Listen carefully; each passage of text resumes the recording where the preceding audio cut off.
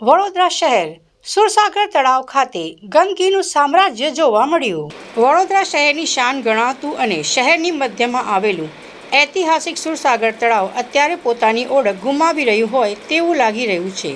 જે તળાવની સુંદરતા જોવા લોકો ઉમટી પડતા હતા, ત્યાં આજે ગંદકી અને દુર્ગંધનું સામ્રાજ્ય જોવા મળી રહ્યું છે।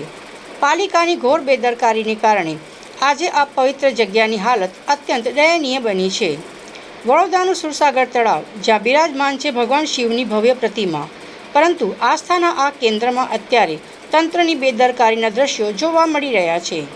તળાવના પાણીમાં પ્રદૂષણનું સ્તર એટલું વધી ગયું છે કે અસંખ્ય માછલીઓ મરેલી હાલતમાં કિનારે જોવા મળી રહી છે। આના કારણે સમગ્ર વિસ્તારમાં ભારે દુર્ગંધ ફેલાઈ છે। તળાવના બ્યુટિફિકેશન માટે લાખોના ખર્ચે સુંદર વૃક્ષો રોપવામાં આવ્યા હતા, પરંતુ વહીવટી તંત્રની આળસને કારણે આ છોડને સમયસર પાણી ન મળતા આજે તમામ વૃક્ષો સુકાઈને લાકડા થઈ ગયા છે। તળાવની આસપાસ કચરો અને ગંદકીના ગંજ જોવા મળી રહ્યા છે। સ્માર્ટ સિટીના દાવાઓ વચ્ચે આ દ્રશ્યો પાલિકાની કામગીરી સામે મોટા સવાલો ઊભા કરે છે। વડોદરાની જનતામાં અત્યારે ભારે રોષ જોવા મળી રહ્યો છે।